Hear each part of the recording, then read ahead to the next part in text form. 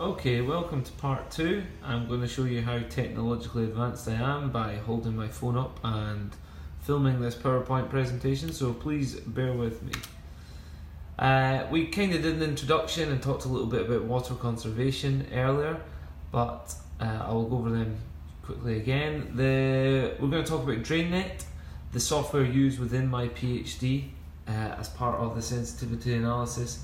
We're going to talk about how Scottish Water helped us throughout, some Walkmill simulations. Walkmill is the name of the area that Scottish Water provided us with information on, and then I'm going to give my recommendations as well. So as I mentioned earlier, within the UAE we use over 500 litres per day, which is an astronomical amount really when you think about it, and even more so when you look at this graph or this image of availability of fresh water. Now you can see the UAE, situated in here just above Saudi Arabia, actually has one of the lowest availability of fresh water, and it's actually mentioned over here as well. It says the United Arab Emirates has one of the least amounts of available fresh water. So it has the least amount, but it's using the most. The UK, you can see up here, has a relatively medium amount of availability of fresh water. So it just shows you that the water management within the world is not as good as it could be. It's not as efficient as it should be. So this is something that needs to be addressed. So the UK construction industry is governed by building regulations, as you probably know, and Scotland is governed by the Building Scotland Act 2003, and it decides all the building standards within Scotland.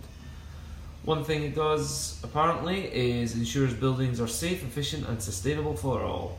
This is a direct quote from the Scottish Government, and it wouldn't be a PowerPoint presentation without a meme-like image of President Trump and one of his very sarcastic faces. So you can be the judge of whether or not you think that statement is true. Within the regulations, they don't actually mention an exact value for domestic fittings dimensions. So if you think of your shower and the hose attached to it, or the sink and the pipes attached, or toilets and pipes attached to them, they haven't got definitive dimensions advised to them or stipulated to them. So unfortunately, it means that we're at the mercy of this, which is a cricket ball. Now, you're asking, why is there a cricket ball there? Many years ago, over 100 years ago, a group of individuals were thinking, right, we need to join a pipe to a toilet. How large should the diameter of this pipe be?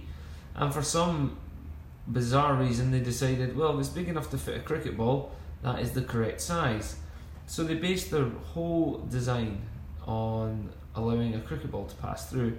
Now, there's not many cricket ball sized things that go into toilets that I can think of. Maybe you can. So yeah, it's a strange one, and this is still the basis for our design even today. In a day where you can talk to your own home and there's electric cars and everything, we're still using the cricket ball design. DrainNet is a software developed in Heriot Watt, and it was developed under the stewardship of Professor Swaffield and the team of Dr. David Campbell and Ian McDougall as well were involved. And it's a software that performs sensitivity analysis. It's not a design tool. So what it does basically is it allows you to put in appliance profiles. So profiles for toilets, sinks, showers, etc. You can then say whether there's a solid in the toilet or not. And you can also mention the pipe characteristics. So the pipes joining to them, what size of diameter, the friction, the slope. This is an image straight from the interface of DrainNet. So you can see there's a basin at the top, shower below, toilet, basin, bath, shower, toilet, basin. And these are typical appliances you would find in a home. You can see that there's pipes joining them, and it looks like the pipes are all the same size, but this is just part of the DrainNet interface. Like I say, it's very old, so some of those pipes are actually 2 meters and some are 10. I'm not saying this is an accurate house by any means, but this is just an example of the kind of thing you can build up in DrainNet. So you have all those appliances and those pipes. What you have to do is you have to specify their properties. So within this box here we can see the junction types on the pipe, the length of the downstream pipe connecting into it, its diameter, which is important, the slope, and the material. Now for the appliances themselves, we have a box up here which has a database of fittings. So for this example, type D, which is a dishwasher, has been chosen. It shows you here the flow profile of this dishwasher, which we can manually input as well. And we put in characteristics of downstream pipe, the diameter, the slope, and whether or not, how many times it will be operated. Is there a solid? In a dishwasher, there's not a solid, obviously, or you'd like to think there isn't. Now, what happens is when we have put all the information in for this full house with all the information, the solids, the pipe, we can run the system, and it runs as it would in real life, and it produces some output graphs. It gives us graphs detailing the flow rate within each pipe. So you can see here that the flow rate after 10 seconds starts to increase up to about 1 litre per second, and so on and so forth. It increases over time, and then eventually once the system stops, it goes back to its rest point. You can then look at the flow velocity in each house as well, the flow depth within the pipes for a house, but most importantly you can find out solid positioning. So drainage design, certainly wastewater drainage design, is based on avoiding blockages and transporting solids to out with housing borders, or boundaries, sorry. So what you can see here is after approximately 10 seconds, the graph axis isn't great, we have a solid that has travelled 4.5 metres. It has then come to rest for what looks like about 200 seconds. After then it's been picked up again by some more flow and travelled another couple of metres, at which it's rested again for about 100 seconds, and then it's been picked up again and it's travelled 10 metres. From there on it has been in a rest state.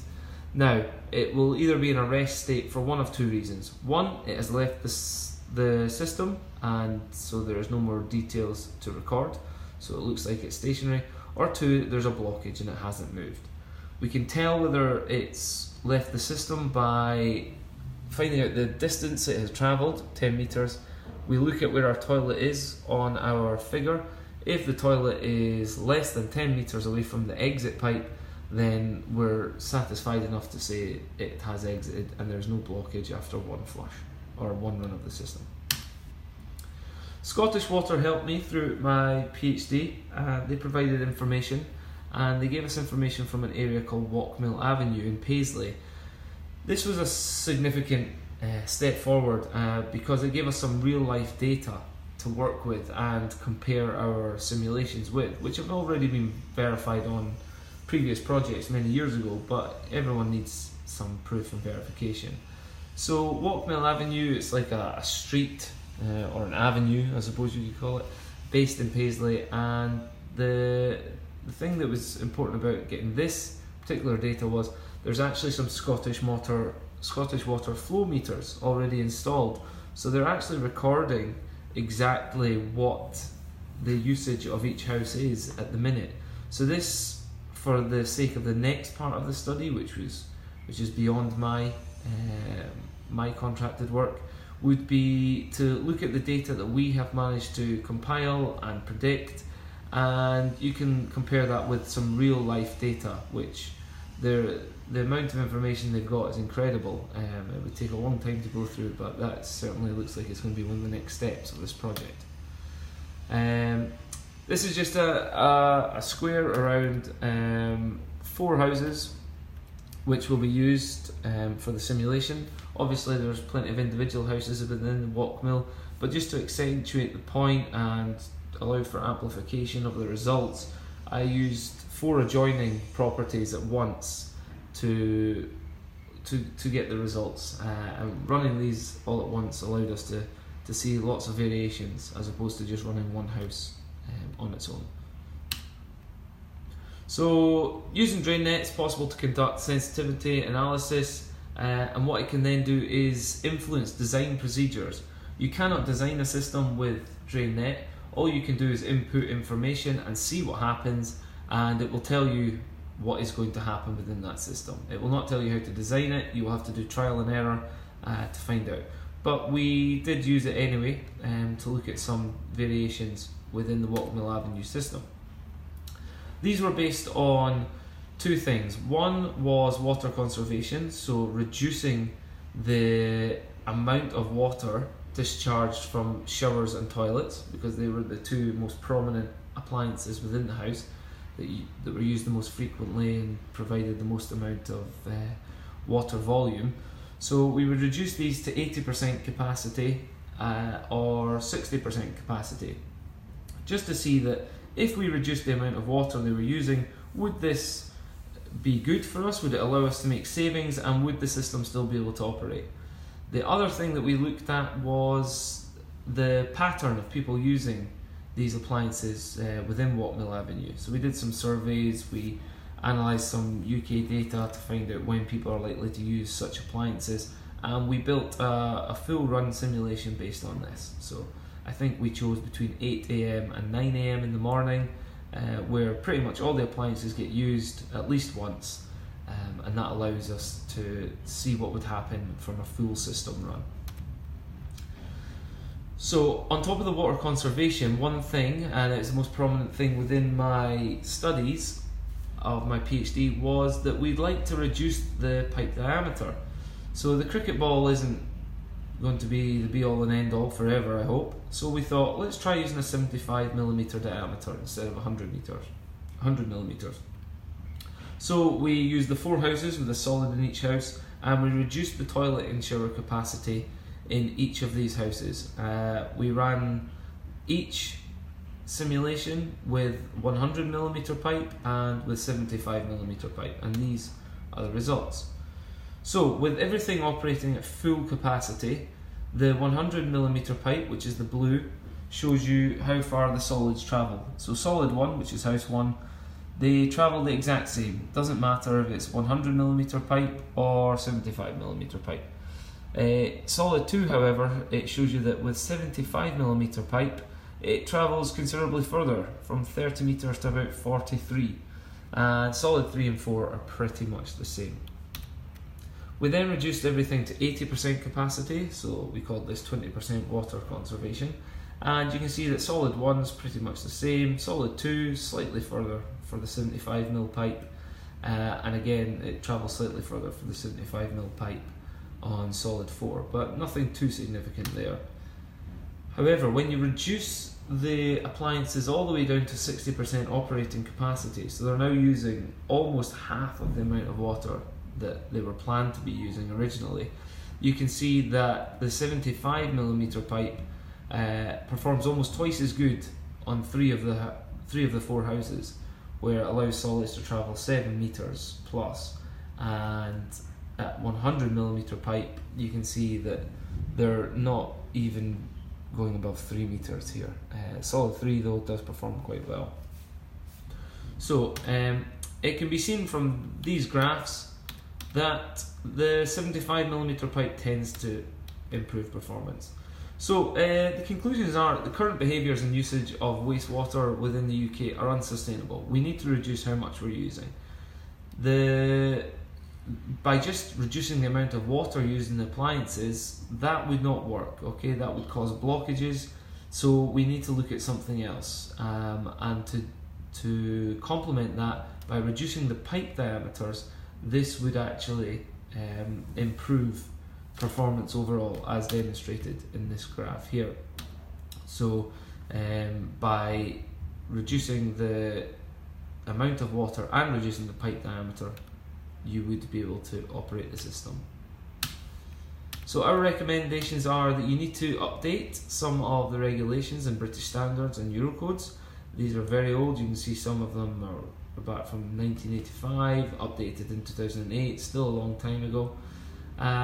We would also like to recommend that we retrofit smaller diameter pipework where there are known drainage problems. So if there's many blockages occurring in the same area, then let's try replacing these 100mm pipes with 75mm pipe. Let's see what happens. And for all new developments as well, I recommend that we just implement 75mm pipe. There's no need for the 100. to see how that goes. So thank you for listening and watching. I'm sorry for the shaky hand. If you've got any questions, email them at sm830@hw.ac.uk. Otherwise, feel free to ask Dr. David Campbell and Craig Saunders plenty of questions today, because they are unable to run away from you in the same manner that I am. So thank you for listening, and I will hear from you all soon, I hope. Thank you.